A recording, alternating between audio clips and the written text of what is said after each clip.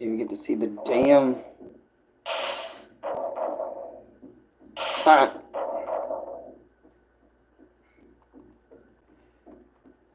My experience with Jesus Christ, it is so bright. I forgot how bright it was on this device.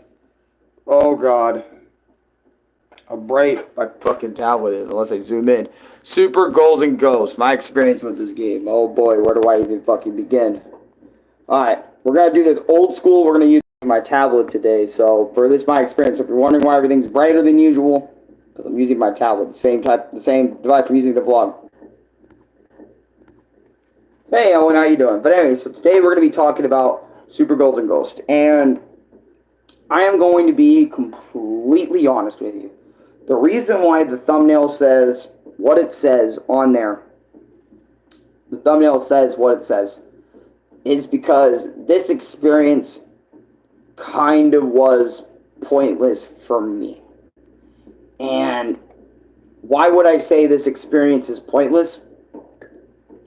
I say this experience is pointless because I didn't play the entire game right. So, what do I mean by this? Well, in Super Ghouls and Ghosts, I'm doing good, by the way. In Super Ghouls and Ghosts, I don't know why it's not Super Ghost and Goblins, but whatever. You are supposed to collect this goddess statue or something. And you're supposed to, I guess the only way you could obtain it is in the first level, and is if you have like max armor or something. I never completely understood this as me playing through it. So basically, what ended up happening is this. What do you think of Mario Luigi Bowser's Inside Story of Mario Luigi Dream Team? I have a My Experience episode entirely dedicated to Mario and Luigi Bowser's Inside Story. You can check that shit out in my Experience playlist, because I put every single episode in a playlist. But anyways, so let me show you a little bit of this game. The footage might be a little bright. Could you congratulate my country? Sonny Gamer, what is your country? Because I don't know if I should or shouldn't congratulate it. But anyways, so I'm playing through the first level with my boy Arthur once again. Now you're probably sitting here wondering, okay, it's the usual ghost and goblin shit. By the way, Arthur can double jump now, which is pretty cool. So what's the point? The point is I'm supposed to be playing this game in a different way, which I had no idea. So I went through level 1, level 2, not joking, level 3, without getting this armor a single time, by the way, because I didn't know fucking how. Right? I went through this shit, which this shit was hard. And I didn't know my boy could summon super dragons and shit with a charge shot. I went through this level, you see the little orange shit right here. I went through a rotating, moving... No. Fuck the ad. I went through a rotating, moving castle with floating platforms. I went through fighting a literal fucking dragon being thingy at the end of the stage. I went through this weird cave. I did this snow level shit. And fought that thing, which was tough. Then I went through the castle. I did, the next stage, which is like level 8. Some stupid shit. And you're probably wondering, okay, you went through the castle. Wow, what is your point here? Well, I fought this thing. And then she tells you this shit. Oh, Arthur, I'm so glad you came to help me. But not even you can defeat. Fight Fiend Sartaris, something, whatever, right? And I'm like, I just went through. Please, Arthur, come back here with the bracelet and release me. This was why I quit the game right here. When I saw that, come back here, redo the entire game again, but bring me a bracelet that can only be required by playing through this game again. This was one of the biggest hell no's in my life. And I say this because this is exactly why I just dropped the Arthur series, because I don't think playing Arthur in this game is even worth it. I'm gonna be honest. When I picked this up, this shit, just like the first game, was stressful as hell. Even if there is, I put it on easy. You know, because there is an easy mode, there's a normal. You can actually change the difficulty settings in the options, unlike the first game, where you actually had to deal with the difficulty as it was. Me, obviously, my adventure was easier, but the fact that I needed a bracelet, I needed to replay this game again, like the first game, just to actually truly finish it and get this super mega final boss really bothered me. It bothered me so much that I legit said, fuck this game. Literally the middle finger to this game. Because I wasted, it felt like anyway, that I wasted so much time getting through those levels. And those levels aren't short, by the way. The ones I just showed you guys on, you know, throughout this 7 minutes of footage, those are not short. These levels are long as shit. They're like 5, 10, 6, 7, 8 minutes a pop. Alright? And each enemy you gotta kill, obviously you gotta slow down and murk them. And the bosses take me a minute too. So if the stage itself is 10 minutes and the boss takes me another 5, I'm spending 15 minutes or so on each and every single fucking stage, okay? And on top of that, some of the obstacles are hard to dodge. Some, like, enemy boss patterns and like regular enemy patterns and boss patterns are also hard to figure out too. Arthur again is kind of works just like he does in the first game, where he takes 2 hits and you're fucking dead. So, and he gets spikes, he's insta dead. So it's not even fun just to walk up in this game with Super Ghouls and Ghosts and just have a good time with it. It's pretty much just like the first game, where it's like it's insanely difficult. You have to be very fucking careful with what you decide to do, like when you get your armors and shit. And you can't even get the bracelet on your first playthrough, on your first run of the game. You actually have to beat the game and fall for the trap that everything is just an illusion again, and then go through it all over again, but this time you're getting this fucking bracelet this chick wants so she can be released. That's like playing Super Mario Brothers 1 right now, right? And instead of the toads telling you it's in another castle, you get to the final castle, and Peach tells you, by the way, you can't free me no matter how many times you restart this castle. Yeah, restart the whole game and find a bracelet in some random-ass location that I have no idea what to get and no idea what to do. But Alex, then you should look up guides to figure that out. You know what? You're right. I could look up a fucking guide. But why the fuck? And this was my whole mindset once I touched and finished the game, right? I was like, okay, I finished it, beat the final boss, saved the chick, we're done, we're outie. Nah, bracelet. Why the fuck would I want to replay something like this all over again and go through all that hell all over again? There was levels that made me scream a little bit, oh, what the fuck? In surprise, rage, anger, all that stuff. And you're fucking telling me that I need to replay all this shit just to get some random bracelet in one of the levels? No fucking thank you. Leave a goddamn like, please, and thank you. By the way, thank you for the 2 likes. Appreciate that. And also the 5, 6 people that came in. Thank you for coming in, even though 2 of you left. But seriously, and don't get me wrong, I like Ghost, the first one, hard as hell, never playing it again. But I don't know why. I don't like when they make me do a second quest after the first one, okay? You know what I mean? Like, I spent so much time trying to beat all 8 of these levels. One of the main reasons why I love this game, hold on, let me actually show y'all. This is one of the reasons why I love this game. This is probably like the only reason, right?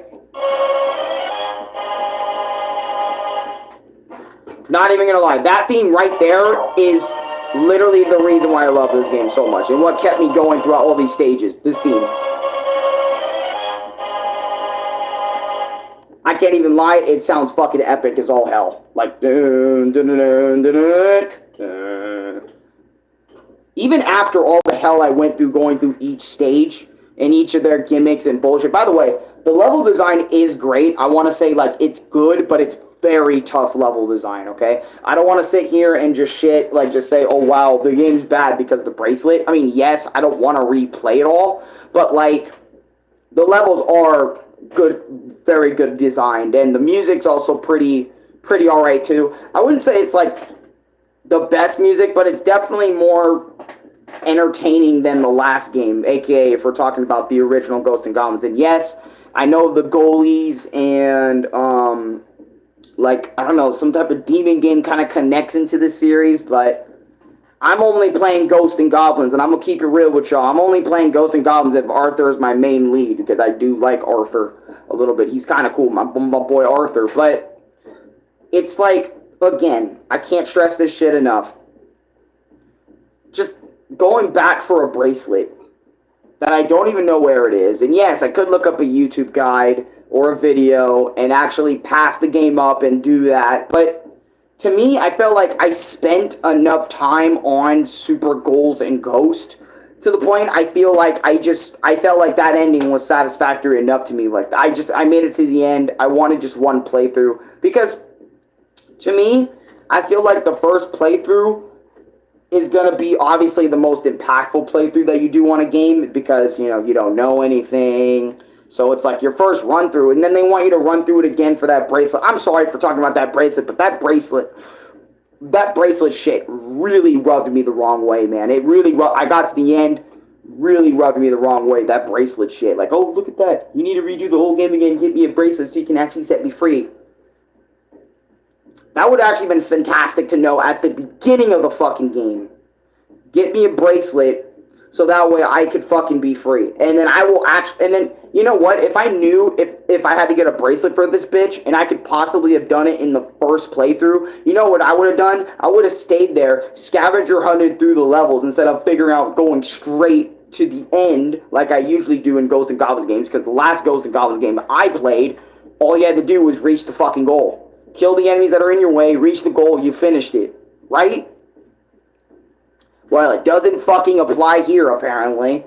I have to find some dumbass bracelet, bring it back to the last level so I can get the actual final boss of the game and save the princess, you know, I think Arthur's love interest. I'm not 100% sure if Arthur and her are in love, but it kind of has like this Mario-esque going on. That's what I kind of like about Ghosts and Goblins. It has that Mario idea. Like, oh, man's got to save the damsel in distress, you know, the lady, the female character, so let's get it. It has that Mario thing to it, but it's kind of like Ghosts and Goblins kind of feels like Mario, but like a more hardcore Mario, if you know what I mean. Like a Mario that actually, yeah, you know what? That's kind of true, actually, a little bit. If you really boil it down to its story, it kind of does sound like a Mario, but like in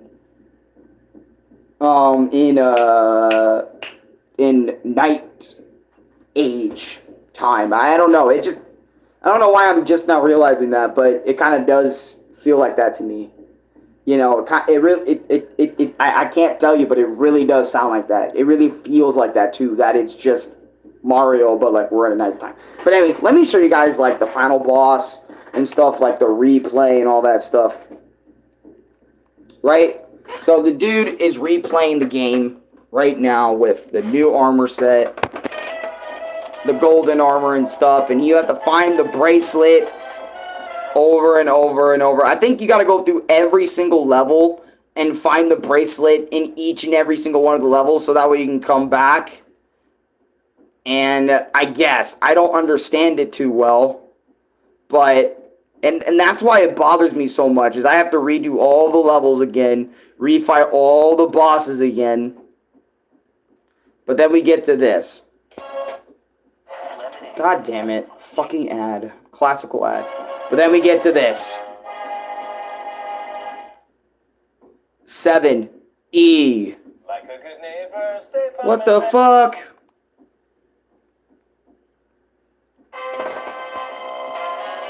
Now you're probably wondering, what the hell is that thing? I don't even know, because I didn't fight this.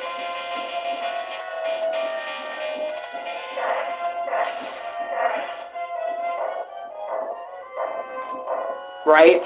So I'm guessing this is like phase 1 of the final boss. Damn, dude.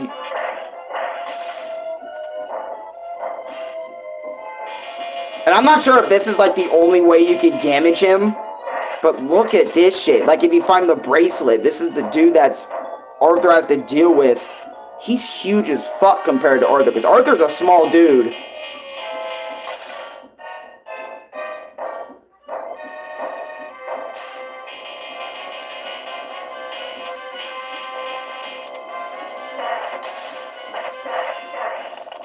Nice, nice, okay. And you're like, okay, did I finish the game now? For anyone that actually went further than me. Nah, dude.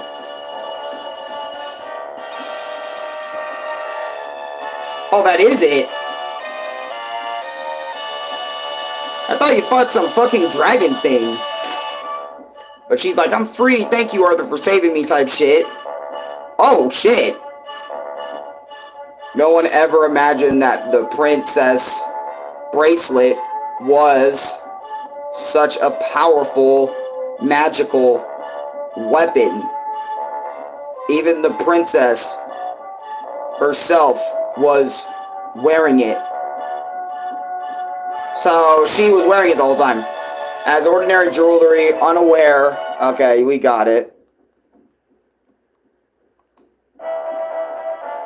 Yep, and then it just shows all the enemies in the game. I got it. So I thought you'd fight some rando dragon thing, in my opinion, but I guess not. I guess it's really just the credits after this. Yeah, saved her. Arthur has a good day. Damn. My question is, like, are the later games just as hard or just as annoying as these ones, in my opinion? But anyways, yeah, I know this experience was very small, very brief, but it's just because, like, I didn't really feel like going the extra mile, and I know. But Alex, you usually, when you play a video game, you always see it through to the complete end. Why not with this one or the first Ghosts and Goblins? Mainly due to stress. Because as you guys know, like, I get stressed out very easily when I play something. Like, for example, let's take, a good example. Donkey Kong Country. I stressed out so much during my first playthrough of this game because, obviously, I legit 100%, I got the regular 100% on my first file on this. So I went through World 1 to World 7 on this game. The 7 is the secret world, by the way. For anyone that didn't know, World 7 is the secret world. But I stressed out on this so much during my first playthrough. So much screaming, so much anger, so much hate. And you can even see it in my playthrough of Donkey Country now when I get so mad I stress out and stuff, right? That's pretty much why I never really went all the way after the point I did with Arthur, is because I am trying my best not to fucking blow a blood vessel. Or I'm trying my best not to fucking get so mad my whole day is fucking ruined. You know what I mean? Like, I'm trying to avoid getting super mad at these video games because at the end of the day, I mean, these video games do matter to me a lot. I do care about what I play and what I talk about with you guys and stuff like that, but a part of me wants to also be like, when I play a video game, it's not just all about the anger, the anguish, the rage, the negative feelings towards the game. I want to have either very, like, mixed, as in, like, I have positive and negative experience with it, or just all positive or all negative. You know what I mean? I don't want it just solely being focused on the negative aspect of things. That's why, like, Ghosts and Goblins 1, I never want to play that game again, because it really felt like if I didn't have that rewind feature, I would not have passed level 1 on Switch Online, you know what I mean? Or same with, I'd argue same with, like, Super Ghost and Ghouls, man. Like, I didn't decide to beat that, I didn't decide to fully beat that game because it's bullshit. I didn't want to do that old bracelet crap. Grab the bracelet or some magic shit in each of the levels all over again after my first run through of it just to fucking defeat one extra boss that feels like it's not even worth it to me. Nah, man, I'm gonna save my time and I'm gonna move on to different things. You know what I mean? Because that's what happens to me, you know, when I play something for the first time or second time, maybe third time. If I like your game enough, I'll fucking go through and do literally everything in the game. But if I don't like it like that much, like I like it, but not to the point of doing everything in it, then I'm just gonna play it like once or twice and then that's it. And do I honestly recommend you guys play Super Ghouls and Ghost? Honestly, you're not really missing much if you do decide to play this game. The story is pretty much the same as the first game, to be honest with you. Like, I'm gonna be dead ass honest with you. It's just she got captured again by the demons, by the ghouls, and Arthur has to save her. That's it. That's literally the story. Like I said, you're not missing much of the story. I mean, there's better level design in this one than the first one, so I mean, that's something. Right? That's something. But, and I put, it's a nightmare, damn it, it's a nightmare because it is kind of like a nightmarish game. Like, having to essentially do the game twice just to beat it once is ridiculous. And dealing with all those bosses, too, and figuring out their weakness and their patterns, and they're probably harder on the second run-through of the game anyway, too, that's another thing. I don't know. Like, I honestly really don't know. And I only recommend you give these games a try. Not on original hardware, but just emulate them or just go to Nintendo Switch Online, get the Super Nintendo and the regular Nintendo if you're trying to play the first one. Get the Super Nintendo Switch Online service, and this game is there. And I honestly recommend you play these games, or, for example, Super Ghouls and Ghost, over there on Nintendo Switch Online. So at least you have Rewind. So at least you have save states and shit. So you can get through this game like that instead of just sitting there like, I didn't know Super Ghouls and Ghosts was on the Game Boy Advance too. Interesting. I didn't know that. That's interesting. I didn't know it was on the Game Boy Advance.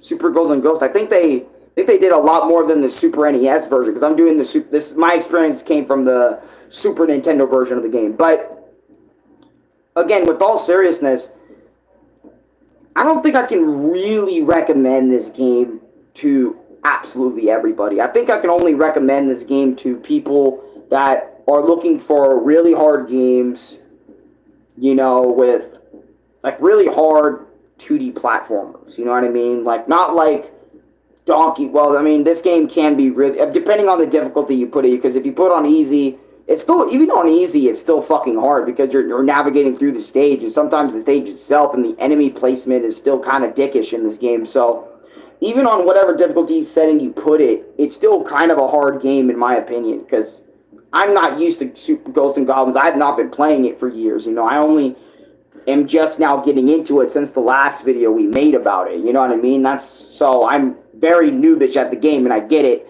Maybe one day, you know, if I ever replay these games again, if I ever, I'll have, like, a better experience with Super Ghosts and Goblins, you know what I mean? I don't know if anybody will agree with that has played Super Ghouls and, or not Super Ghosts and Goblins, I meant Super Ghouls and Ghosts, you know, but I don't know, just in my opinion, if you're a hardcore gamer, I could recommend it to you, but if you're a casual looking into getting into this series, which I don't know if it's even still alive today. I don't know if they even have a new game. Actually, they might have. Actually, I think there is a Switch game for Ghosts and Goblins, but I gotta figure it out. But yeah, I don't know. To a hardcore fan, I could obviously recommend it to the fans of Ghosts and Goblins, but to casuals, definitely play this on Switch Online only. Don't even bother playing it on original hardware.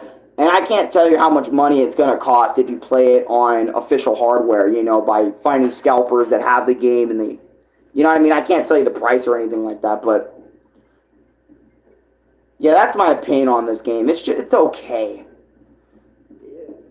It's just okay to me. It's just, I don't know, to me, if I just actually got to the end and saved the bitch, this game would have been pretty damn cool, but that just rubbed me the wrong way. But anyways, guys, that's my experience with Super Ghouls and Ghosts. I keep saying Super Ghosts and Goblins. My apologies. I know fans of the series are probably going to get pissed at me for that, but yeah, that's my experience. Like, subscribe, favorite, share with your friends, and I hope you enjoyed this retro review even a little bit. Also, before I go, I want to thank you guys so much for 3,149 slash 3,158 subscribers if people decide to subscribe after this. Thank you for the support. You guys have been going fucking nuts in subscribing and watching the videos and helping this channel grow, and I want to thank y'all for that. You know, you guys are helping me every single day, just watching, viewing, liking the videos. Liking the video helps this video get into more of the algorithm so more people can kind of see it. And just thank you. Just thank you for helping this channel grow out and expand. You guys are awesome. You guys are the best. And I'll probably see you later. I don't know if I'm going to do a PS5 stream or anything, but if I do, I do. And if I don't, then I'm going to be uploading some shorts today. So stay tuned for that. And shorts usually come around like 12 o'clock, like 12, 1, 2, 3. Shorts would usually mostly come around 12, but they can go to 12 to around 5 o'clock. So Pacific Standard Time. So keep that in mind. So yeah, but anyways, catch you guys on the flip side. Peace. If I find it on Switch, like if I genuinely find those games on Switch, I don't know if I'd even want to play them after this one, because maybe they're going to pull the same bullshit again. And if they do, I just bought a Ghost and Goblins game for freaking nothing if I can't even regularly finish it as casual as possible.